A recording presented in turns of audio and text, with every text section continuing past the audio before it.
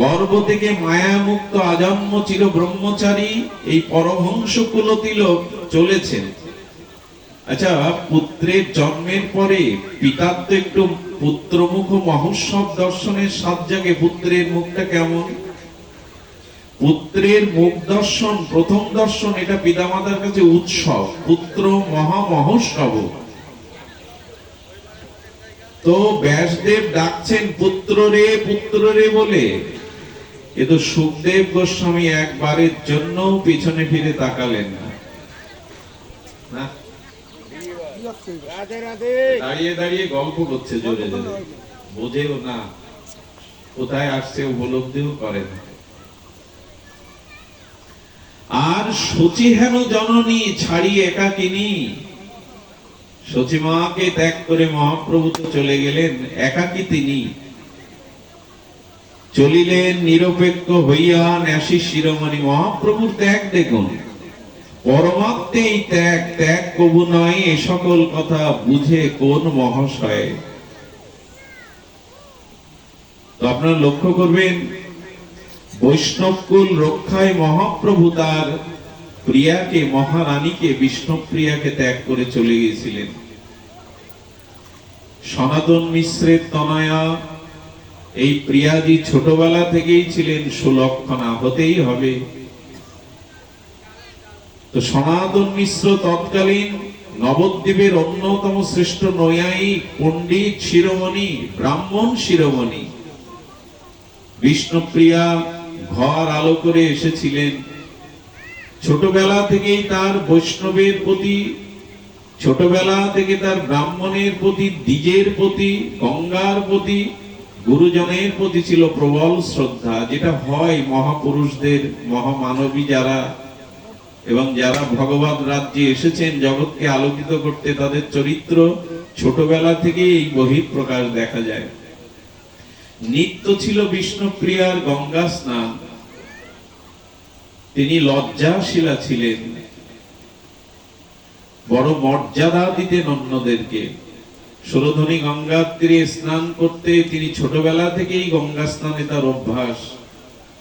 ওই গঙ্গা স্নানে তিনি আসতেন, শচীমাও সে সময় গঙ্গা স্নানে আসতেন।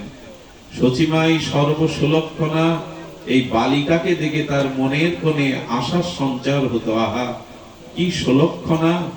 সাক্ষাৎ বৈকুণ্ঠের লক্ষ্মী দেবী যেন জগতে প্রকাশ হয়েছে। মাঝে মাঝে শচীমাকে দেখে প্রণাম করতেন, আশীর্বাদ নিতেন বিষ্ণুপ্রিয়া। তো শচীমার মনে মনে এ জাতীয় একটা স্বপ্নেও বাসা বেঁধেছিল, আমার নিমাইয়ের জন্য যদি এমন একজন সুলক্ষণা, সাক্ষাৎ বৈকুণ্ঠের অধীশ্বরী লক্ষ্মীর মতো কাউকে ঘরে পেতাম। আসলে তারাই তো তারাই, তাদের ভেতরে তো এই অভিলাষ থাকবেই। তো বিষ্ণুপ্রিয়া দেবী সম্পর্কে আমরা খুব কম জানতে পেরেছি, কারণ মহাপ্রভুর ভক্তগণ যারা, রূপ সনাতনী গোস্বামী, তারা ছিলেন তীর বৈরাগ্য প্রধান। তারা মহাপ্রভুর ভজন করতে করতে, যুগল ভজন করতে করতে, ত্যাগ বৈরাগ্যের পরাকাষ্ঠা হতে হতে বিষ্ণুপ্রিয়া দেবীর খুব বেশি কথা লেখেননি। আমরা গৌড়ীয় আচার্যরা আড়াল করে গেছি বিষ্ণুপ্রিয়াকে, কিন্তু বিষ্ণুপ্রিয়া যদি এই ত্যাগ বৈরাগ্য না দিতেন, আজকের বৈষ্ণব সমাজ এখানে আসতে পারত না। আজকের বৈষ্ণব সমাজের মহিমা এইভাবে প্রকট হতো না। দেখুন, আজ বিদ্যার আরাধনা, আমাদের শাস্ত্রে বলছে প্রকৃত বিদ্যাটি কি। আমাদের শাস্ত্রে বিদ্যার একটি মহিমা প্রকাশ করা হয়েছে। বিদ্যাটা আসলে কি?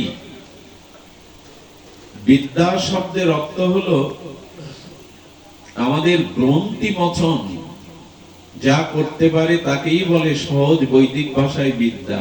সা বিদ্যা পরাকাষ্ঠা, বিদ্যা তাকেই বলে। বিদ ধাতু শব্দ থেকে বিদ্যা শব্দ নিষ্পন্ন। বিদ্যাতুর অর্থ জানা, ভগবানকে জানাই হলো প্রকৃত বিদ্যা। ভগবানকে তত্ত্বত জানাই হলো প্রকৃত বিদ্যা। যে বিদ্যা জগতে পদ, প্রতিষ্ঠা, অর্থ, সুখ্যাতি এনে দেয়, অথচ ভগবানকে জানতে দেয় না, ভগবানকে উপলব্ধি করতে দেয় না, সে বিদ্যা অর্থকরী বিদ্যা। এই জগতে দুটো টাকা, বড় চেয়ার, সম্মান পাওয়ার বিদ্যা, কিন্তু তার মনুষ্য জীবনের সফলতা তাতে আসে না, মুক্তি আসে না, তার জীবনের ঐকান্তিক কল্যাণ আসে না, পরকালে তার কোনো গতিই থাকে না। এই জন্য বিদ্যা তাকেই বলে, এই পুনঃ পুনঃ জন্ম মৃত্যু, মাতৃ জঠরে জন্ম আবার মৃত্যু, এই গ্রন্থি থেকে, এই চক্র থেকে যা মুক্তি দিতে পারে তার নাম বিদ্যা।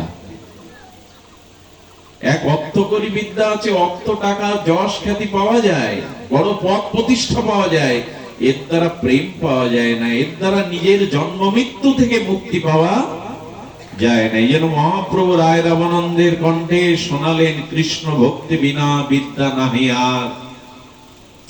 যদি প্রকৃত বিদ্যা অর্জন করতে চাও তবে কৃষ্ণকে জানো, ভগবানকে জানো, আর ভক্তি ছাড়া কোনো বিদ্যা সারাৎসার হতে পারে না। বিদ্যার প্রকৃত স্বরূপ হলো ভগবানকে জানা। দেখুন, মা সরস্বতীর হাতে আজকে আমরা মন্ত্র পড়লাম, পুস্তক হস্তে। কোন পুস্তক এটা? মা সরস্বতীর প্রণাম মন্ত্রে আমরা পুস্তক হস্তে বলছি, তো কোন পুস্তক? সব থেকে দুঃখের বিষয় হলো আজ আমরা গ্রন্থ অধ্যয়নই ছেড়ে দিয়েছি। এখানেই আমরা যারা আছি তারা যদি বিচার করি, এর মধ্যে 90% মানুষ আমরা গ্রন্থ দেখি না। বেদ, বেদান্ত, ভাগবত, উপনিষদ, রামায়ণ, এগুলি চর্চা না করলে আপনার গ্রন্থি মোচন হবে না, জন্ম মৃত্যু চক্রের বন্ধন মুক্তির মন্ত্র পাবেন না। সব থেকে বড় দুঃখের বিষয়, যারা আজকে পূজা করছে, যারা পুষ্পাঞ্জলি দিচ্ছে, যারা মায়ের চরণে আগামী ভবিষ্যতের স্বপ্ন দেখছে সফলতার, তারা কোন যুবকরাই আজ ধর্মগ্রন্থ গীতা ভাগবতে স্পর্শও করে না। তারা যে বিদ্যার জন্য বিদ্যা অর্জন করছে, এতে মনুষ্যত্ব অর্জন হতে পারে না, এতে বিবেক জাগতে পারে না। হ্যাঁ, বড় পদ প্রতিষ্ঠা, যশ, খ্যাতি পেতে পারে, সামাজিক পদমর্যাদা পেতে পারে, কৃষ্ণকে না জানলে, প্রেম ভক্তি না জানলে তার জীবনে কোনো বিদ্যা সফল হতে পারে না। আমার মনে হয় আমরা যেমন 15 দিন একাদশী করি, মাঝে মাঝে ব্রত করি, এখন একটা নতুন ব্রত চালু করতে হবে। তবে সেটা পারবো বলে মনে হয় না। সেই হলো সপ্তাহান্তর একদিন মোবাইল বাদ দিতে হবে, পুরো দিন 24 ঘন্টা। এই ব্রত এখন করতে হবে মাঝে মাঝে, যে একদিন 24 ঘন্টা মোবাইল আমি স্পর্শ। একাদশী করবে কিন্তু এটা করবে না, বললো 1 মিনিট না হলে খুঁজে বেড়ায়, কোথায় গেল, জীবনের মতো খুঁজে বেড়ায়। যদি বলেন এটা প্রয়োজন, এত প্রয়োজন ভালো না, কোন জিনিসের প্রতি এত আসক্তি ভালো না। মাঝে মাঝে একাদশী বাদে, গৌর পূর্ণিমা বাদে, অমুক ব্রত বাদে মাঝে মাঝে নতুন একটা ব্রত করবেন, যেমন মৌন ব্রত। আজ আমি 12 ঘন্টা আন কথা বলবো না, অন্য কথা বলবো না। আজ সকাল থেকে সন্ধ্যা পর্যন্ত আমি কারো প্রতি ক্রোধ দেখাবো না, যতই দুর্ঘটনা ঘটুক। এরকম ব্রত নিন, এইগুলোই এখন নতুন ব্রতের সাথে যুক্ত করতে হবে। সারাদিন আমি বাড়ি থেকে বাইরে কারোর সাথে ক্রোধ করব না। আমি তো সপ্তাহ অন্তরে একদিন এই ব্রত দিন যে মোবাইলটা আজকে 24 ঘন্টা দেখবো না, ছবো না। এখন গ্রন্থ হাতে নেই, এখন মোবাইল হাতে ছেলেদের। বর্তমানে পৃথিবীর সব থেকে কঠিন কাজ ভগবান পাওয়া না, দুটো অর্থ রোজগার করা না, বাড়ি গাড়ি তৈরি করা। এটা কঠিন কঠিন কাজ হলো ছেলে মেয়েদের উপযুক্ত আদর্শ চরিত্রবান ধার্মিক করে তোলা। এই শুধু বাংলাদেশের কথা না, সারা বিশ্বের এখন সব থেকে কঠিন কাজ টাকা আয় করা না, বাড়ি গাড়ি করা না, সন্তানদেরকে আদর্শ চরিত্রবান ধার্মিক বানানো। এর থেকে কঠিন কাজ পৃথিবীতে বর্তমানে আর না। আর এটা শুরু হয়েছে 1985 থেকে বর্তমান 2025 এই পর্যন্ত। এর আগের ইতিহাস অন্যরকম ছিল, প্রেক্ষাপট অন্যরকম ছিল। তাই পূজা ঘরে ঘরে সরস্বতী পূজা হচ্ছে, কিন্তু গ্রন্থ অধ্যয়ন হচ্ছে কি গীতা ভাগবতের জ্ঞান, তাদের হাতে ওগুলি নেই। আর মার হাতে বীণা। বীণা মানুষ কখন বাজায়? বীণা মানে সঙ্গীতের সুরলহরী, আনন্দই মানুষ সঙ্গীত চর্চা করে। গান গেয়ে ওঠে কখন? আনন্দেই তো। মা বলছেন জীবনে যদি আনন্দ পেতে চাও তবে সেই গান শেখো যে গানে প্রকৃত আনন্দ আছে। সেই গান মানে ব্রহ্ম সঙ্গীত, ভগবানের গুণকীর্তন করো। মা বিনা বিনা মানুষ কখন বাজায়? গান বিনা মানে তো সঙ্গীতের সুরধারা। তো সঙ্গীত মানুষের জীবনে কখন ওঠে? আনন্দেই তো ওঠে। এতে এত ফাংশন গান বাজনা মানুষ করে কিসের জন্য?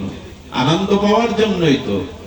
মা বলছেন ভগবানের গুণকীর্তন ছাড়া জীবনে কোনো আনন্দই নেই। ব্রহ্মার জিহ্বা থেকে এই বাগ দেবী, এই বাগময়ী মূর্তি, তিনি ব্রহ্মময়ী। তিনি বলছেন ভগবানের সঙ্গীতই হলো, ভগবানের গুণগানই হলো, ভগবত কীর্তন হলো জীবনের পরম আনন্দ। এই আনন্দের কাছে জগৎ কিন্তু আজকে সেই গুণ কীর্তন কই, ঈশ্বরের গুণ মহিমা কীর্তন আমাদের মাঝে কই। মা সরস্বতীর হংস শোনা, এই কথাগুলি বড় জানা প্রয়োজন। শুধু পূজা যদি সামনে মাকে রেখে করি, অথচ এই অনুশীলন, এই তত্ত্বগুলো না জানি। রাজহংসের দ্বারা মা বিবেককে জাগাতে বলেছেন। কারণ বিবেক তাকেই বলে, অনেকের জ্ঞান আছে কিন্তু বিবেক জাগ্রত নেই। জ্ঞান জানিয়ে দেয় এটা সত্য, এটা মিথ্যা। জ্ঞান জানিয়ে দেয় এটার দ্বারা পতন হয়, এটার দ্বারা উত্থান হয়। জ্ঞান জানিয়ে দেয় এটা গ্রহণ করতে হবে, এটা ত্যাগ করতে হবে। এটা এই বস্তু তত্ত্ব বিবেচনা জ্ঞান সকলের আছে। এটি জানার পরে অসত্য থেকে সত্যকে নেওয়া, অসার থেকে সার নেওয়া, এটা বিবেকের কাজ। জ্ঞান থাকলে আপনি পার পাবেন না, বিবেক থাকতে হবে। যেমন অহল্যাকে যখন দেবরাজ ইন্দ্র গৌতমের রূপ ধরে স্পর্শ করলো, তখন অহল্যা বুঝতে পেরেছিল আমার স্বামী গৌতম নয়। এই জ্ঞান ছিল তার। কারণ সতী নারী পরপুরুষের স্পর্শ সহ্য করতে পারে না। অহল্যা বলছেন আমার দোষ কি? গৌতম যখন তাকে অভিশাপ দিচ্ছে বলছেন প্রভু আমার দোষ কি? আপনার রূপ ধরেই তো ইন্দ্র আমার কাছে সতীত্ব হরণে এসেছিল। বলেন ইন্দ্র যখন আমার রূপ ধরে তোমাকে স্পর্শ করে, তুমি এই জ্ঞানে বুঝতে পেরেছিলে তুমি সতী, যে এটি পর পুরুষ, কিন্তু সেই সময় তোমার বিবেক কাজ করেনি। বিবেকের কাছে তুমি পরাস্ত হয়েছিলে। আজ ভালো মন্দ কে না জানে, কোনটা সৎ কোনটা অসৎ কে না জানে, কিন্তু বেছে নেওয়ার মতো ক্ষমতা এটা বিবেক ছাড়া কারো হয় না।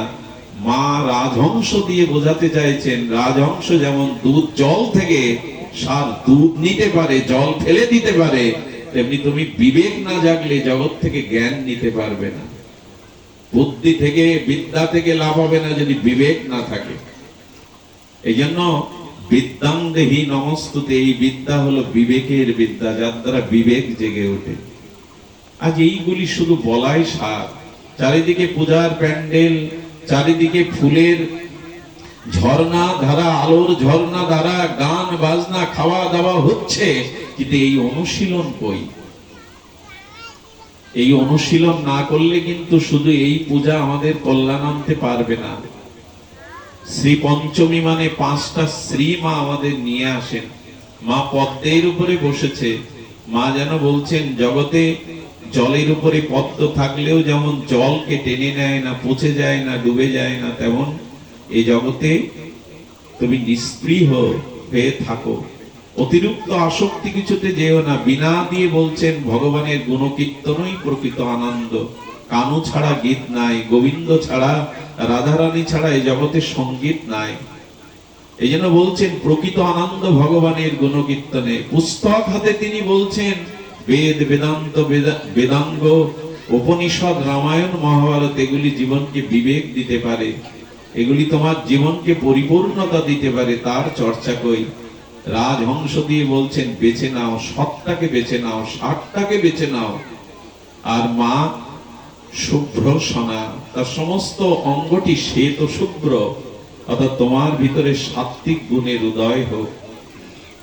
তা আজ এই যে বাণী অর্চনা, এই বাণী অর্চনার সার্থকতা হলো যদি আমরা বিদ্যা, সেই বিদ্যা মানে জন্ম মৃত্যু চক্রের গ্রন্থি মোচনই হলো বিদ্যা। আর এটা কৃষ্ণ ভক্তি ছাড়া হয় না। সেই ভক্তির মূর্তি দিতে, ত্যাগ বৈরাগ্যের মূর্তি দিতে বিষ্ণুপ্রিয়া দেবী এসেছিলেন। সকল অবতারেই ভগবান তার নিজ শক্তি আনেন। রাম যখন আসে তার নিজ শক্তি জানকী আসে। আসে না?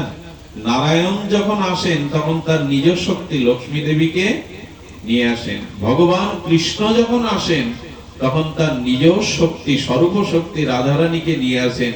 এবং যখন মহাপ্রভু এলেন, মহাপ্রভুর স্বরূপ শক্তি বিষ্ণুপ্রিয়াজিকে নিয়ে এলেন। এই বিষ্ণুপ্রিয়াজি মহাপ্রভুর নিজ শক্তি। চৈতন্য বল্লভা তুমি জগতীশ্বরী। আমাদের গৌরী আচার্য বলে তুমি চৈতন্য বল্লভা, তুমি জগতীশ্বরী, তোমার দাস হইতে বাঞ্ছা করি। বিষ্ণুপ্রিয়া দাস হতে বাঞ্ছা করছেন গৌরীয়গণ। তবে শুনুন, বিষ্ণুপ্রিয়া দেবী মহাপ্রভুর বিবাহটা ছিল জগতে খুব বিখ্যাত বিবাহ। সেই বিবাহেতে চরম আনন্দের চরম ঐশ্বর্য প্রকাশ হয়েছিল। শ্রীমান মহাপ্রভু বিষ্ণু দেবীর যে বিবাহ, সেটা বড় ইতিহাস খ্যাত। সত্যরাজ খান অন্যান্যরা মিলে মহাপ্রভুর সেই বিবাহে দেখেছিল যেন সাক্ষাৎ হর পার্বতী, সাক্ষাৎ বৈকুণ্ঠেশ্বরী লক্ষ্মী এবং নারায়ণ বসে আছে। বিষ্ণুপ্রিয়া দেবীর বিবাহ হলো। এর আগে জানেন মহাপ্রভুর জীবনে লক্ষ্মীপ্রিয়া চলে গিয়েছিলেন। মহাপ্রভুর প্রথম স্ত্রী লক্ষ্মীপ্রিয়া দেবী বিরহ কাতর, অনেকে সর্পাঘাতে বলেন। মহাপ্রভু যখন এই বঙ্গদেশে প্রচারে এসেছিলেন, বিরহ সর্পাঘাতে এই লক্ষ্মী দেবীর মৃত্যু হয়। সর্পই মানে তো বিষ, বিষ মানেই তো বিরহ। লক্ষ্মী দেবী চলে যাওয়ার পরে মহাপ্রভু বড় বিহ্বল হয়ে পড়েছিলেন। মহাপ্রভুর জীবনে নেমে এসেছিল বড় বিরহ।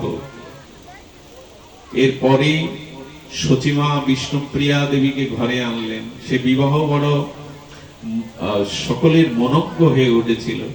যারাই দেখেছিল, প্রত্যেকটি নবদ্বীপের পণ্ডিত পিতার বাবা বলেছিল, দুর্ভাগ্য আমার, ভাগ্য সনাতন মিশ্রের এমন একটি বর পেল।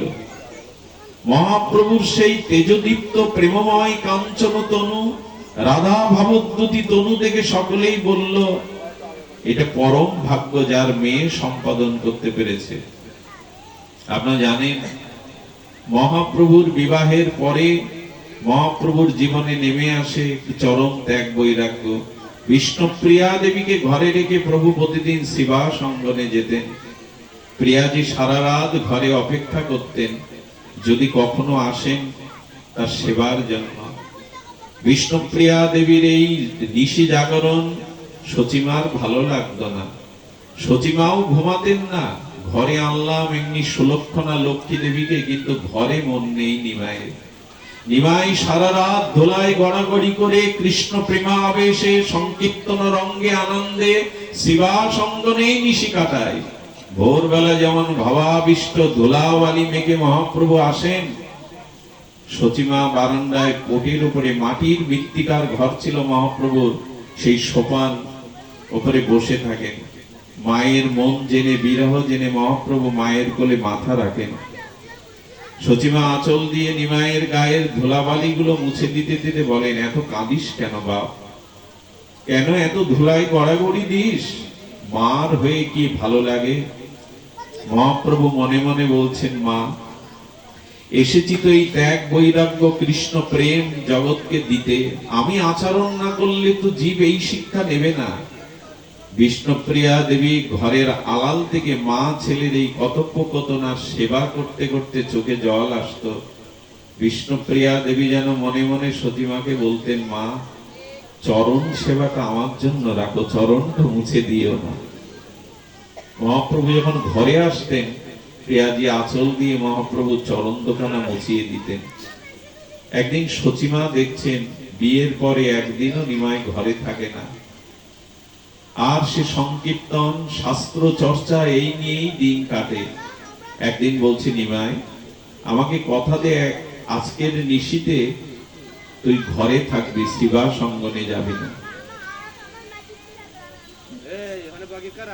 মহাপ্রভু দেখলেন মা কষ্ট পাচ্ছেন, প্রিয়াজি কষ্ট পাচ্ছেন। কি বলবো আপনাদের, সেই দিন মহাপ্রভু জানালেন, মা, আজ আমি শিবা সঙ্গনে যাব না। প্রিয়াজির কি আনন্দ! নিজেকে পরিপাটি রূপে সুন্দর করে শৃঙ্গার করলেন। প্রভু বড় হেলাঞ্চা শাক, থোড়, মোচা এগুলি ভালোবাসতেন। নিজে হাতে রান্না করলেন। প্রভুকে সেবা করালেন, সন্ধ্যায় প্রভুকে সুন্দর করে শৃঙ্গার করে শয়নে দিলেন। কিন্তু কৃষ্ণ প্রেমের জন্য যিনি এসেছেন, সর্বোত্তম ত্যাগ বৈরাগ্য শিক্ষা প্রেম ভক্তি দানে, নিজ বৈরাগ্য শক্তি দানে যিনি এসেছেন, তার কি আর ঘরে ঘুমায় গো? মধ্যরাত্রে বিষ্ণুপ্রিয়া দেখছেন প্রভুর চরণ তার মাথায় নাই, প্রভু যাতে উঠে না যায়, প্রিয়াজি তার মহাপ্রভুর চরণে মস্তকটা রেখেছে। এই বাচ্চাগুলিকে সরিয়ে দাও না, কারা ওখানে। জয় রাধে। তো প্রিয়াজি দেখছেন প্রভু নাই, প্রিয়াজি দেখছেন প্রভু মধ্যরাত্রে নাই আছে। এর ব্যাখ্যা কি বলতে পারেন? একটা দিন বছরে ঘরে আছে, তাও মধ্যরাত্রে দরজা খোলা। প্রিয়াজি উঠলেন, মৃদুমন্দ কম্পিত পায়ে ঘরের বাইরে এলেন। রাত্র দ্বীপ্রহরে নিস্তব্ধ নিঝুম রাতে একটা কান্নার আওয়াজ শুনতে পেলেন। সেই কান্নাকে অনুসরণ করে প্রিয়াজি গিয়ে দেখেন স্রোতস্বিনী গঙ্গার স্রোতধারার তীরে দাঁড়িয়ে শ্রীকৃষ্ণ চৈতন্য কাঁদছেন। এখানটা আমার বড় অবাক লাগে। আর স্বয়ং ভগবান বিষ্ণুপ্রিয়ার সুখসজ্জা ছেড়ে সুরধনী গঙ্গার তীরে কাঁদছেন। আমায় বলতে পারেন ভগবান কাঁদবে কেন? তা তো ঘরের দুঃখ নেই, জরা ব্যাধি নেই, কর্মফল ভোগ নেই, কাঁদবে কেন? এইখানটাই বড় বিস্ময় লাগে। গৌর হরিকে অঙ্কিত করেছেন আমাদের মহাজনরা। এই দেখো, তুমি শুধু ভগবানের জন্য কাঁদো না, ভগবান তোমার জন্য কাঁদছে। তুমি শুধু ভগবানের জন্য কাঁদো না, ভগবান তোমায় কাঁদছে। শোনো, তুমি ভগবানকে কত জন্ম খুঁজেছো, এই দেখো ভগবান তোমাকে খোঁজবার জন্য নিত্য স্বরূপ ধাম থেকে এই জগতে এসে তোমায় খুঁজে পিচ্ছে। আরে ওখানে বসে, ওইখানে খুঁজে পিচ্ছে।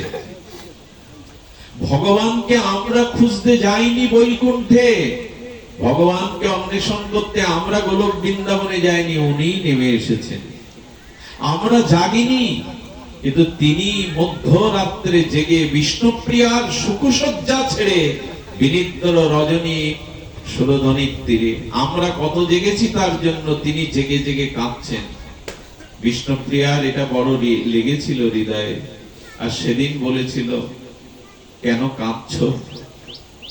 কি তোমার দুঃখ, কি তোমার বেদনা, আমায় বলো। দেখুন, সহধর্মিনী স্ত্রীর ধর্ম হলো কি? আজকে একটা জিনিস আমরা ভুলতে বসেছি। নারীদের জীবনে সব থেকে বড় ধর্ম যদি কিছু থেকে থাকে, তাহলে পাতিব্রতা ধর্ম। এটা বিষ্ণুপ্রিয়া সতী জগতে অনুসয়া দেখিয়ে গেছেন।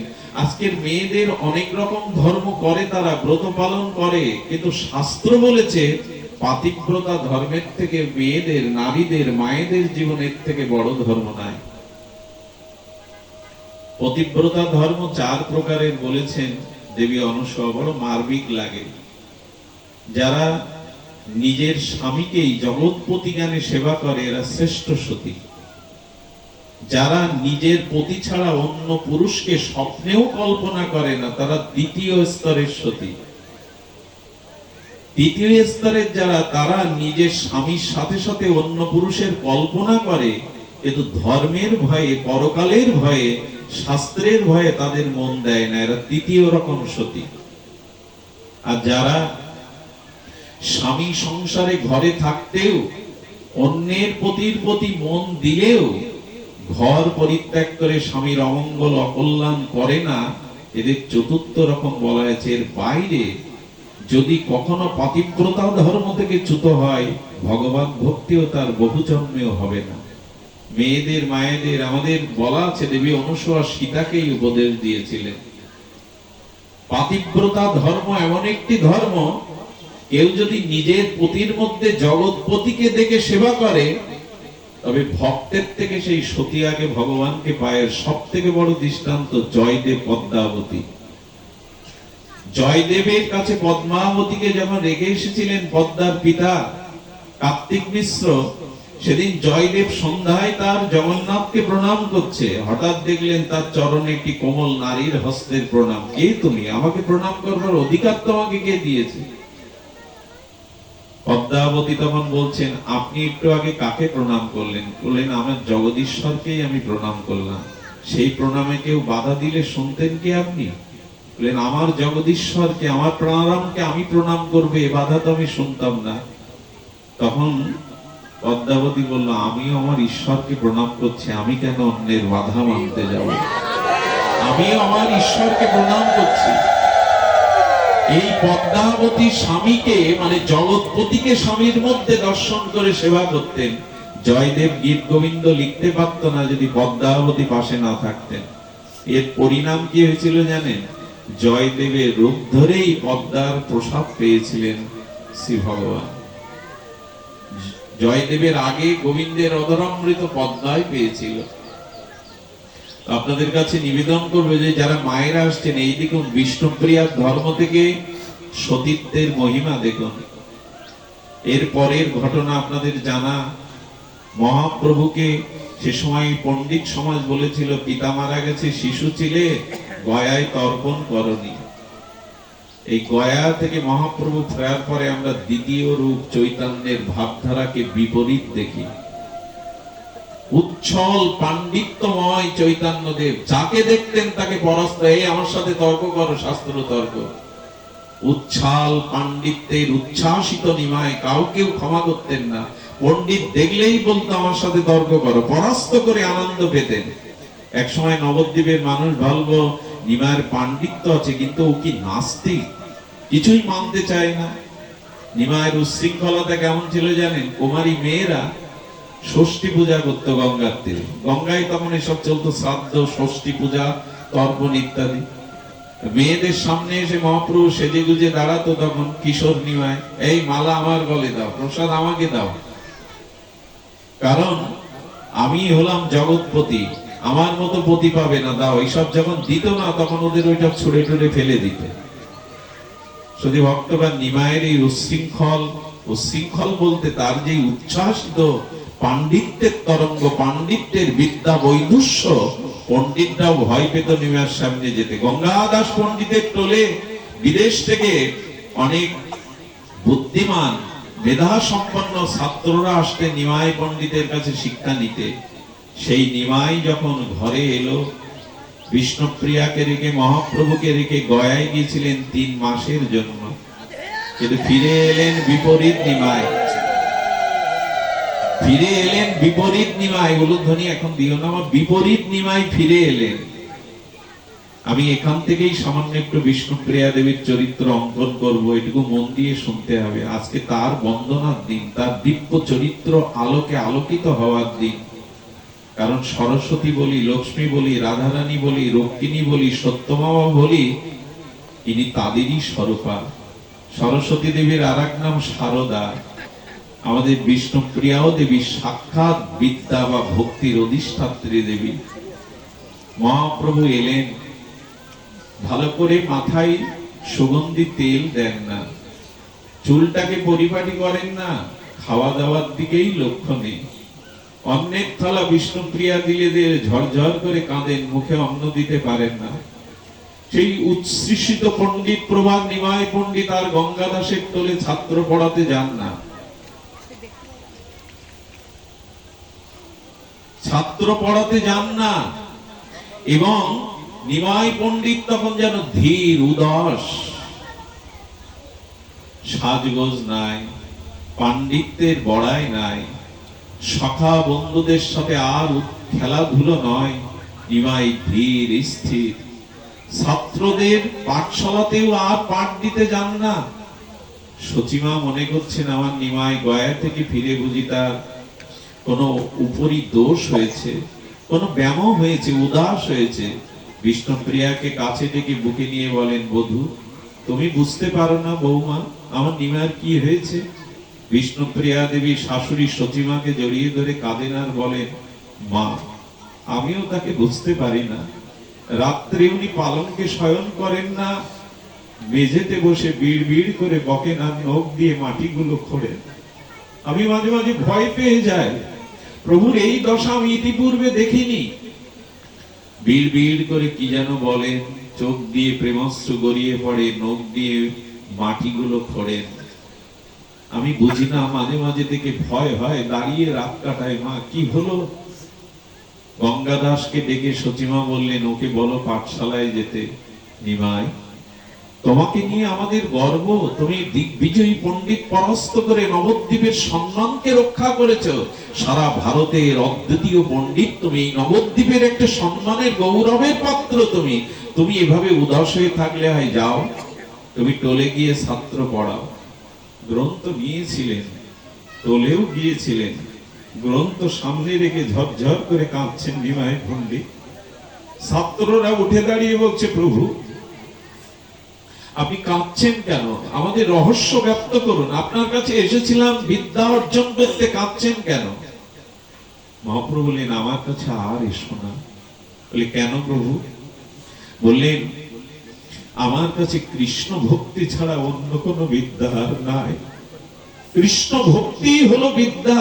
ছাত্ররা তখন বলছেন, যদি কৃষ্ণ ভক্তি সার বিদ্যা হয়, আমাদের তাই দিন প্রভু, আমাদেরকে সেই বিদ্যাই দিন। নেবে তোমরা? তবে গ্রন্থ বন্ধ করে মহাপ্রভু হাতে তালি দিয়ে সেই প্রথম শুরু করে গেয়ে উঠলেন, হরিহরায় নম, কৃষ্ণ যাদবায় নম, যাদবায় মাধবায় কেশবায় নম। সেই প্রথম নবদ্বীপে করতাল ধ্বনি দিয়ে শুরু হলো সংকীর্তনের তরঙ্গ। ছাত্ররা বললেন, আমাদের নিমাই পণ্ডিত আগের নিমাই পণ্ডিত নয়, কারোর সাথে কথা বলেন না। সচিমা একদিন চিন্তা করলেন, শিবাসকে ডাকলেন, চন্দ্রশেখর মেশোকে ডাকলেন, ওর বাবা নেই, ওর বড় ভাই সন্ন্যাস নিয়েছে, তোমরা নিমাইয়ের মেশো পিতার মতো, ওকে একটু বোঝাও।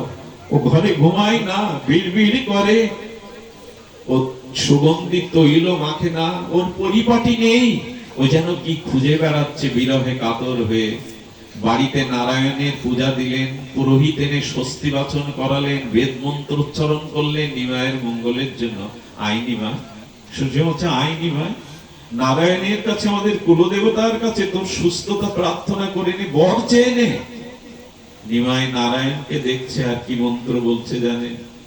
ন ধন ন জন সুন্দরী কবিতাং বা জগদীশ কাময় মম জন্মনীশ্বরে রহি তুমি ভক্তি তহি। আমি ধন চাই না, মান চাই না, কবিত্ব প্রতিভা চাই না, সুন্দরী রমণী চাই না, যেন জন্ম জন্মান্তরে তোমার চরণে আমার অহৈতুকী ভক্তি হয়। মহাপ্রভু এই চাইছেন মাথা নত করে। শিবাসকে বলছেন, সচিমা শিবাস একটু নিমাইকে বোঝাও। শিবাসের সামনে মহাপ্রভু খুব ধ্যান দিন। আচ্ছা শিবাস, তুমি তো পণ্ডিত, তুমি বলো তো আমার কি মাথার ব্যামো হয়েছে? আমি কি উপরিদোষে দোষী? আমি কি রোগী? সঙ্গে সঙ্গে শিবাস পণ্ডিত নিমাই দুটো হাত জড়িয়ে ধরেছে। নিমাই, তোমার যে রোগ হয়েছে, এটা যোগী ঋষি মুনিদের যুগ যুগান্তর তপস্যা সাধনা করে হয় না। নিমাই, তোমার কৃষ্ণ প্রেম হয়েছে, তুমি পারলে ওই রোগ আমাকে দাও, আমি যাতে ধন্য হতে পারি। নিমাই, ওই রোগ আমাকে দাও। শিবাসকে জড়িয়ে ধরলেন নিমাই। পণ্ডিত, তুমি যদি বলতে আমার মাথার ব্যামো হয়েছে, আমি সরোধনী গঙ্গায় ডুবে মরতাম, এ মুখ আর কাউকে দেখাতাম না। এর পরেই শুরু হয় মহাপ্রভুর সিদ্ধান্ত, সন্ন্যাস না নিলে এ জগতে প্রেম প্রচার হবে না। জীবকে যা ঘরে বসে কিছু হয় না গো, নিজের বউ ছেলে মেয়ে টাকা পয়সা শরীরের যত্ন নেব, ভোগ সুখ করে সংসার সাজাবো, এতে নিজে সুখী হওয়া যায়, অন্যকে সুখী করা যায় না। কতটা চোখের জল ফেলেছো, কতটা ত্যাগ স্বীকার করেছো যে তুমি অন্যকে ভালোবাসবে, অন্যকে পথ দেখাবে। ত্যাগ চাই। মহাপ্রভুর সিদ্ধান্ত মনে মনে নিয়ে নিলেন সন্ন্যাসে। আর এই সংবাদটা চারিদিকে বাতাসে হু হু আগুনের মতো ছড়িয়ে পড়ল। বিষ্ণুপ্রিয়া যেমন নীরবে থাকেন, সচিমাও বারবার ক্রন্দন করেন। একমাত্র আঁচলের ধন, একমাত্র জীবন সচিমা বারবার কেঁপে ওঠেন, মাঝে মাঝে মুষ্টিত হয়ে যান। নিমাই যদি চলে যায়, আমার সর্বস্ব হৃদয়ের ধন যদি চলে যায়। চারিদিকে যখন এই বার্তাবরণ, একদিন বিষ্ণুপ্রিয়া মহাপ্রভু ঘরে পেয়ে বলছেন, প্রিয় আপনি সত্য করে বলুন তো, আপনি কি সন্ন্যাস নিবেন? আমি আকাশে বাতাসে এই কথাটা শুনে বেড়াচ্ছি। প্রিয়াজির হাত ধরে বলছেন, প্রিয়া, সন্ন্যাস নিলে আমি তোমাকে জানাবো, মাকে জানাবো। কিন্তু প্রভু কথাটি বলছেন, মুক্তি তার বিরহে ভরে আছে। প্রিয়াজি তখন চরণে পড়ে কি বলেছিল জানেন? আমার জন্য না হলেও মায়ের জন্য আপনি আপাতত সন্ন্যাস নিয়েন না। মাকে বাঁচানো যাবে না, মা আপনাকে ছাড়া বাঁচবেও না। মহাপ্রভু বললেন, আমি মাকে জানাবো, চিন্তা করো না। এর কিছুদিন পরে আরো মহাপ্রভুর সিদ্ধান্ত। এদিন 24 বছর বয়সে মহাপ্রভুর এই ভাব যাচ্ছে, এখানে 24 বছরের কেউ নেই। সুখদেব গোস্বামী ভাগবত পাঠ করেছিলেন 16 বছরের, কিন্তু এখানে 16 বছরের কেউ বসছে না এখন। এটা আমাদের সমাজের, আমাদের ধর্মের অনেকটা পিছিয়ে পড়া। এখানে 24 বছরের কেউ নেই, অথচ 24 বছরে সনাতন ধর্মের প্রেম ভক্তি প্রচারের মহাপ্রভু সন্ন্যাসের সিদ্ধান্ত নিলেন। এখন ত্যাগ আছে আমাদের প্রজন্মের সন্তানদের। চিন্তা করে জাতির, সমাজের, ধর্মের। মহাপ্রভুর ঘুম নাই, মহাপ্রভুর আহার নাই, বিহার নাই। যখন প্রকট হয়ে উঠছেন মহাপ্রভুর, সেদিন বিষ্ণুপ্রিয়া একটি কথা জিজ্ঞাসা করেছিলেন। কথাটি বড় মার্মিক কথা। তিনি বলেছিলেন, প্রভু, আমি বিদ্যা জানি না, খুব লেখাপড়াও জানি না, তবে গুরু মুখে, শাস্ত্র মুখে যা শুনেছি, আমি একটা নিবেদন করি আপনার চরণে, বলো প্রিয়া। মহাপ্রভু বিষ্ণুপ্রিয়ার দুটো হাত ধরে তার বদনের দিকে চেয়ে বলছে, বলো। প্রভুর হাত দুটি ধরে প্রিয়াজি বলছেন, আমার মনে হয় আপনি সন্ন্যাসের সিদ্ধান্তই নিয়ে ফেলেছেন। একটা অনুরোধ করি। বলেন, জানকী বল্লভ রঘুপতি রামচন্দ্র যখন বনবাসে যায়, সীতাকে সাথে নিয়েছি। গ্রহ দোষে শ্রীবৎস রাজা যখন বনে যায়, তখন চিন্তা সতী তার সাথে ছিল। পঞ্চ পাণ্ডব যখন বনবাসে যায়, তখন দ্রৌপদী তাদের সাথে ছিল। আমি আপনার সাথে গেলে খুব দোষ হবে। আপনি কীর্তন করতে করতে ধুলায় পড়ে যান, আপনার ক্ষুধা তৃষ্ণার কথা লক্ষ্য থাকে না, কে আপনার সেবা করবে? এই অভাগিনীকে কথা দিই, আমি আপনার সাথে গেলে কি খুব দোষ হবে? উত্তরটা আমাদের জানা দরকার। কেন আমরা গৌর চরণ আশ্রয় করব? বিষ্ণুপ্রিয়ার হাত ধরে মহাপ্রভু যেটা বলেছিলেন, বিস্ময়কর কথা। এটা সত্য নয়, এটা ত্রেতা যুগ নয়, এটা দাপর নয়, এটা কাল কবলিত কলি। স্ত্রী সাথে নিয়ে সন্ন্যাসে গেলে এই যুগের মানুষ এই ত্যাগ বৈরাগ্য গ্রহণ করতে পারবে না। কলিযুগের মানুষের ভোগ প্রদান চিন্তা ভাবনা। তাই প্রিয়া, এবার জীবের কল্যাণের জন্য, ত্যাগ বৈরাগ্যের জন্য তোমাকে আমাকে দুইজনকে সর্বস্ব ত্যাগ বৈরাগ্য স্বীকার করতে হবে। তোমাকে আমাকে দুইজনকেই ত্যাগ বৈরাগ্য স্বীকার করতে হবে, আমার একার ত্যাগে হবে না। তুমি সাথে থাকলে এই যুগের মানুষ স্ত্রী সাথে থাকতে বৈরাগ্যকে মেনে নেবে না। কতটা প্রভু চিন্তা করতেন। রামচন্দ্রের সাথে সীতা গেলে সে যুগের মানুষ মেনে নিয়েছিল, এ যুগে স্ত্রীর সাথে থাকলে সন্ন্যাসকে মানুষ মেনে, এত ভোগাক্রান্ত চিন্তা আমাদের, এত ভোগে আসক্তি, মেনে নেবে না। বিষ্ণুপ্রিয়াকে মহাপ্রভু সেই দিন বলেছিল, আহা, এ কথা বিস্ময়কর কথা।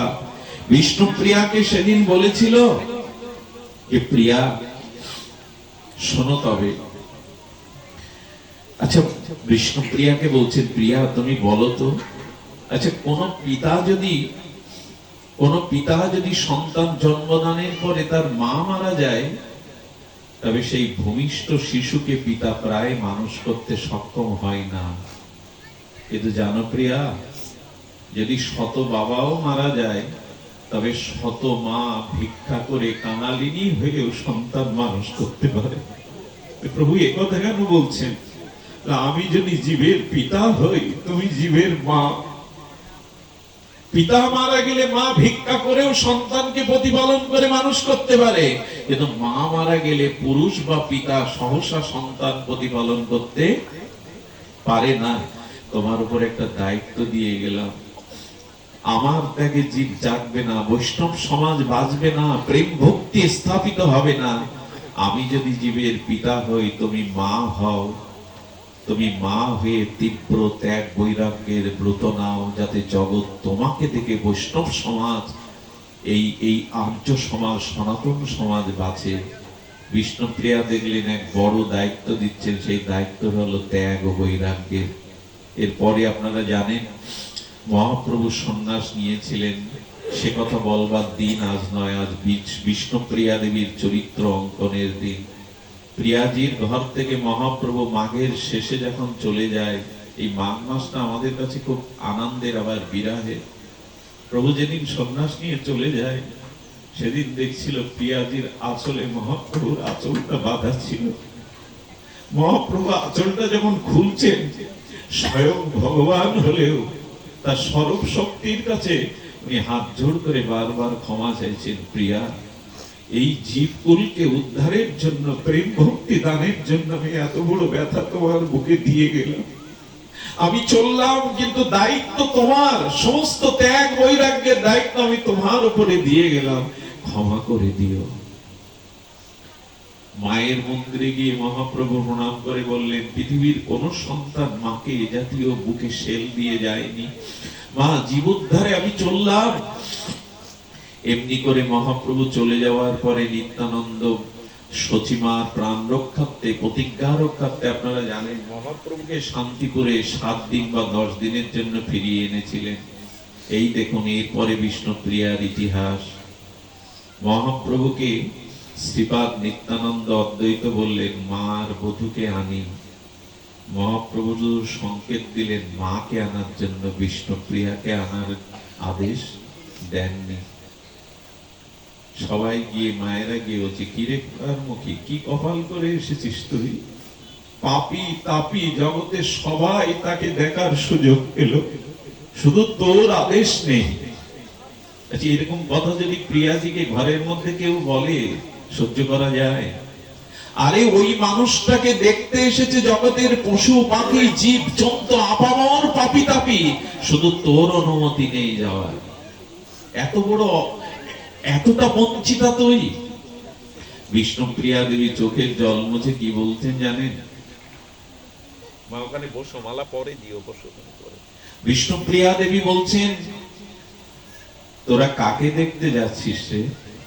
এই যে লক্ষ লক্ষ লোক যাকে দেখতে যাচ্ছে, সে কার? সে তো আমারই, আমার ভাগ্যের। সে যখন সবাই বলছে তুই বঞ্চিতা, সকলের অধিকার আছে দেখার, শুধু তোর আদেশ নেই। বিষ্ণুপ্রিয়া দেবী ফিরিয়ে দিয়ে বলছেন, লক্ষ লক্ষ লোক যাকে দেখতে যাচ্ছে, সে মানুষটা তো আমার রে, এটা তো আমার গর্ব। আর তাকে বাইরে কি দেখবো? হৃদয়ে তো সর্বক্ষণ তাকে দেখি, সে তো হৃদয়ের ধন। এভাবে বিষ্ণুপ্রিয়া দেবী বোঝাতে লাগলেন। সচিমা বললেন, বিষ্ণুপ্রিয়া, বৌমা না গেলে আমি যাব না, কিন্তু মন বলছে একবার নিমাইকে দেখে আসি। পোড়ার মুখে কি কপাল করে এসেছিলে, আজ তোর আদেশ নেই। মা এসেছিলেন, মাকে সান্ত্বনা দিয়ে, মায়ের হাতে প্রসাদ পেয়ে, মাকে আনন্দ দিয়ে মহাপ্রভু বলেছিলেন, এবার বিদায় দাও মা। তুমি যদি কাঁদো, তুমি যদি নিমাই নিমাই বলে চোখের জল ফেলো, আমি সন্ন্যাস ত্যাগ করে গৃহে ফিরে আসি, এটা তুমি চাও না রে নিমাই? তুই যদি আজ এভাবে ত্যাগ করে ফিরিস, সন্ন্যাস ধর্ম কেউ মানবে না, কলঙ্কিত হবে। তবে যা, তুই লীলাচলে থাকিস, বৃন্দাবনে যাস না। বৃন্দাবনে গেলেও ভজন করিস লীলাচলে, যাতে তোর খবর পায়। এরপরে সন্ন্যাস নিলে একবার দর্শন করতে হয় মাতৃভূমি। মহাপ্রভু নদিয়ায় আসছে, আপনারা মনে মনে এখানে চলে যান তো। লক্ষ কোটি নরনারী, সমস্ত বৃক্ষ, আকাশ বাতাস মহাপ্রভুকে, এই আসবেন। আর কখনো মহাপ্রভু নবদ্বীপে আসবেন না। প্রভু নবদ্বীপের মাটিতে শান্তিপুর হতে পা দিলেন।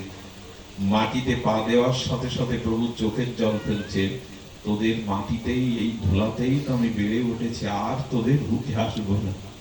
সরোদনী গঙ্গার দিকে তাকিয়ে বলছেন, আর তোতে সন্তরণ করব না, আর অবগাহন করব না, হে গঙ্গা ক্ষমা করে দিও আমায়।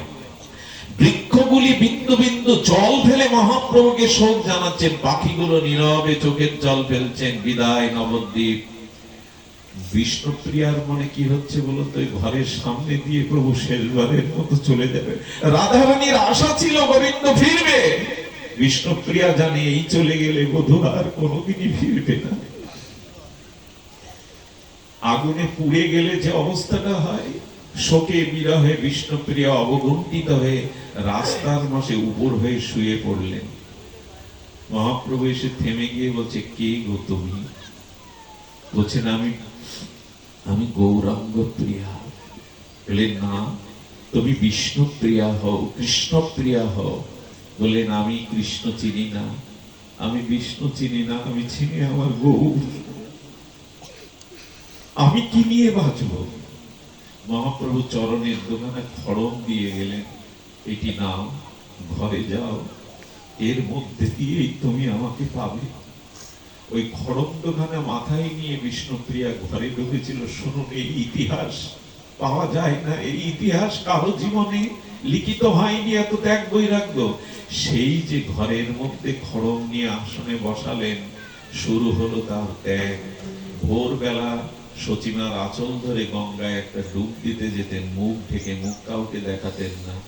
আর সকাল থেকে তার তপস্যা কি ছিল জানেন? দুটো মাটির পাত্র রাখতেন, একটা পাত্রে তন্ডুল চাউল রাখতেন, হরে কৃষ্ণ মহামন্ত্র বলে আর একটা পাত্রে চাউল রেখে দিতেন। আচ্ছা, দুপুর পর্যন্ত কটা চাল হতো নামে? ওই চালগুলো গঙ্গা জলে ফুটিয়ে গৌর হরিকে ভোগ লাগিয়ে নিজে পেতেন আর কাঞ্চনা সহ সখীদের দিতেন। কটা চাল হতো?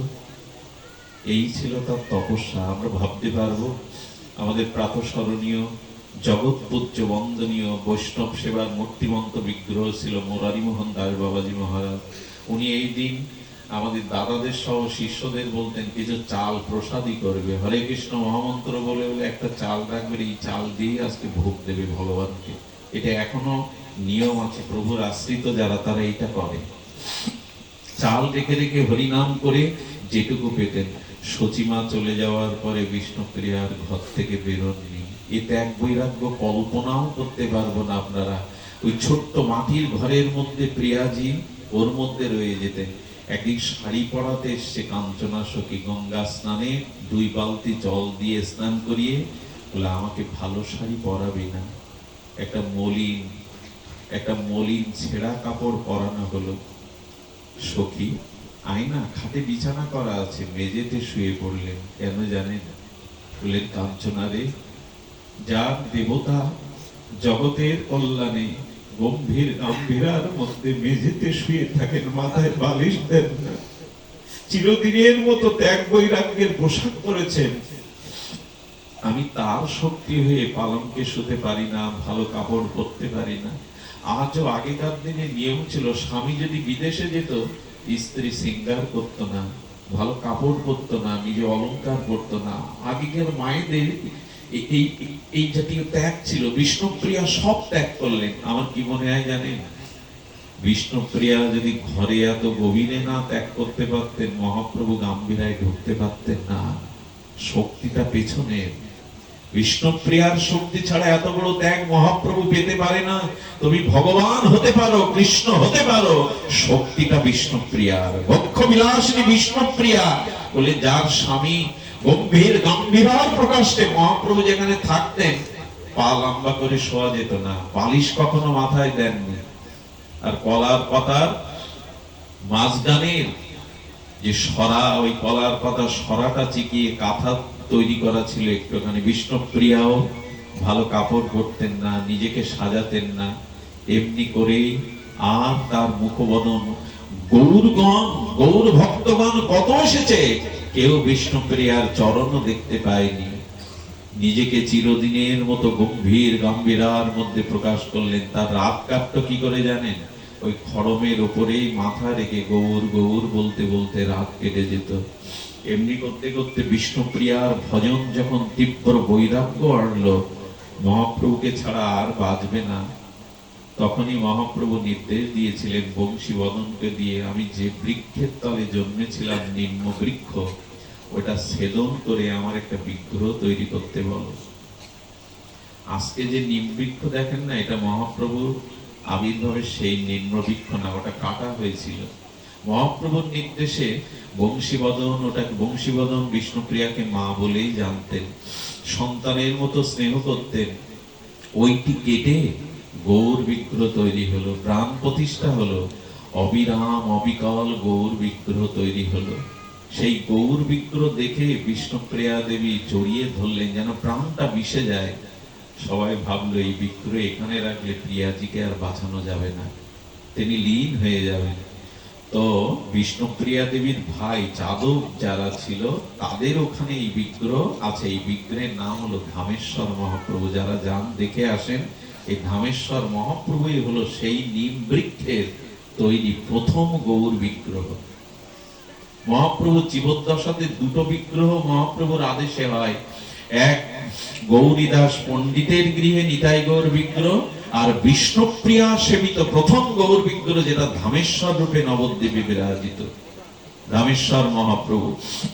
তো লক্ষ্য করুন, ওইখানে বিষ্ণুপ্রিয়া দেবীর সেই ভজন বৈরাগ্য বাড়তে লাগলো। প্রিয়াজি আর কথা বলেন না, সর্বদা গৌর প্রেমে বিভাবিত হয়ে সারা নিশি বিরহে কাটান।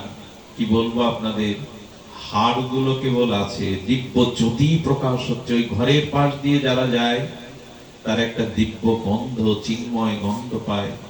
এমনি করতে করতে আমার মনে হয় কি জানেন, প্রভু যেমন গম্ভীরায় থেকে আর প্রিয়াজিকে স্মরণ করতেন, প্রিয়াজিও গৌর সেই চরণ পাদুকা বুকে নিয়েই তার সারা নিশি বিরহে কাটত। আমার মনে হয় কি জানেন, মিলন না হলে বিরহ কি জিনিস সেটা বোঝা যায় না। যার মিলনই হয়নি সে বিরহ বুঝবে কি করে? আর একটা জিনিস শুনুন, বিরহ যার জীবনে নেই, তার জীবনে আনন্দ বলে কিছু নেই। ভগবানকে যদি উপভোগ করতেই হয়, তবে বিরহের মধ্যেই করতে হবে। কারণ মিলনে শুধু প্রিয়জন সামনে থাকে, আর বিরহে জগৎময় প্রিয়জনকে পাওয়া যায়, জগৎময়। যেন আমাদের এই ভজনে বিরহ বিপ্রলম্ব রসটা বড় বড় মহিমান্বিত। শুধু ভক্তগণ, এই বিষ্ণুপ্রিয়া দেবী নিতাই চাঁদের সেই ভজ শ্রীকৃষ্ণ কহ কৃষ্ণ লহ কৃষ্ণের নাম একদিন বিষ্ণুপ্রিয়ার গৃহের অঙ্গন দিয়ে শ্রীপাদ কীর্তন করতে করতে যাচ্ছিলেন। বিষ্ণুপ্রিয়া দেবী বললেন, না, এবার শোনো সেই নূতন সঙ্গীত, ভজ গৌরাঙ্গ, কহ গৌরাঙ্গ, লহ গৌরাঙ্গের নাম। এই সঙ্গীত কিন্তু প্রিয়াজিরই সৃষ্টি। আর সারা বিশ্বে যে সঙ্গীত আমরা গৌরাঙ্গের নামে গাই, এটা প্রিয়াজি হৃদয় থেকে উৎসারিত। ভজ গৌরাঙ্গ, কহ গৌরাঙ্গ, লহ গৌরাঙ্গের নাম। কিন্তু এই নামকে আজ প্রভাতে গায় আমরা। যে বিষ্ণুপ্রিয়া দেবী হৃদয়ের ভক্তির দ্বারা এই মহাসঙ্গীত মহাসংকীর্তন জগৎকে দিয়ে গেলেন, যে যেন গৌর বলে সে হয় আমার। আজও যে গৌর বলে, বিষ্ণুপ্রিয়া বলে সে আমার প্রাণ। এলো সেই ঘটনা। আমিও তো বিষয় মানুষ, সময়ের অভাবে বিষ্ণুপ্রিয়া দেবীর চরিত্র এভাবে অঙ্কন করা যায় না। তবু বলবো, বিষ্ণুপ্রিয়া দেবীর সে বিরহ চরমে উঠল। মূর্তিমন্ত, তোমার বিরহে দুঃখ দূর করিবারে মনস্থির করি আমি প্রেম সেবা করে। সেই প্রেম সেবা ভজন করতে করতে বিষ্ণুপ্রিয়া দেবীর চরম আকার উঠল। সেদিনটা ছিল মহাপ্রভুর আবির্ভাব তিথি। আসছে আগামী গৌর পূর্ণিমা, যাকে দোল পূর্ণিমা নামে খ্যাত, হোলি নামে খ্যাত। এই দিনটা বিষ্ণুপ্রিয়া দেবীর সাথে সাক্ষাৎ করতে এসেছিলেন নিত্যানন্দ ঘরণী, অদ্বৈত ঘরণী, মা জাহ্নবা দেবী, সীতা ঠাকুরানী। এরা দুইজন তো বিষ্ণুপ্রিয়ার কাছে মা। সেই ঘরের মধ্যে কারো প্রবেশ অধিকার নেই, কিন্তু ঢুকলো জাহ্নবা দেবী আর ঢুকলো সীতা ঠাকুরানী। গিয়ে দেখলো বিরহ অনলে পুড়ে একটি জ্যোতির্ময় মূর্তি, দেবী মূর্তি অবগুণ্ঠিত হয়ে আছে। চোখে তার গৌর বিরহ প্রেমাশ্রু। উজ্জ্বল সেই তনুতে সমস্ত ঘর যেন এক দিব্য আলোকে ভরে গেছে।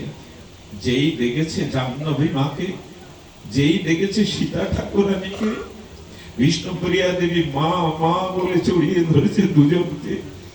মা, গৌর বিনা আমার এই প্রাণ আর রাখতে ইচ্ছা করে না। কি হয়েছিস, কি করেছিস মা? চুলগুলি যেন বৈরাগ্যিনী জটা পড়ে গেছে। কতদিন এভাবে সেই তীব্র বৈরাগ্যের বিরহ নলে পুড়ছে বিষ্ণুপ্রিয়া দেবী। এই মূর্তি দেখে চমকিত হলেন জাহ্নবা ঠাকুরানী, চমকিত হলেন সীতা ঠাকুরানী। মনে করলেন আজ এই মহাপ্রভুর আবির্ভাবের দিনে একবার প্রভুকে দর্শন করালে যদি ওর প্রাণ বাঁচে। উঠার শক্তি নেই। বিষ্ণুপ্রিয়া দেবীকে দুই কাঁধে হাতে ধরে নিলেন জাহ্নবী মা সীতা ঠাকুরানী। অবগুণ্ঠিতা হয়ে কেউ মুখ দেখতে পায় না, এলেন মহাপ্রভুর মূর্তিটা যদি আজ দেখে প্রিয়া। বিষ্ণুপ্রিয়া দেবী আসছেন, সমস্ত নবদ্বীপ সতর্ক হয়ে গেল। দেখুন, ত্যাগ না থাকলে কেউ মানবে না আপনাকে। বিষ্ণুপ্রিয়া দেবী বাইরে পা দিয়েছেন শুনে পুরো নবদ্বীপ সতর্ক হয়ে গেছে, প্রিয়াজি আসছেন। সকলেই শ্রদ্ধানবত চিত্তে সতর্ক হয়ে গেছেন। একটা জিনিস বলি, ত্যাগ না থাকলে কাউকে জাগাতে পারবেন না। ত্যাগ না থাকলে এই জগতে কারো কল্যাণ করতে পারবেন না। বিষ্ণুপ্রিয়ার ত্যাগে পুরো নবদ্বীপের আকাশ বাতাস যেন সতর্ক হয়ে এলো। সেদিন বিষ্ণুপ্রিয়া দেবীর বিদ্যালয়ে কীর্তন চলছে, ভেতরে মহাপ্রভুর বিগ্রহ, বাইরে ভক্তবৃন্দ হরিনাম সংকীর্তনে আকাশ বাতাস মুখরিত করেছে। প্রিয়াজি তার মধ্যে এলেন, বললেন একবার যদি গৌরকে দেখানো যায়।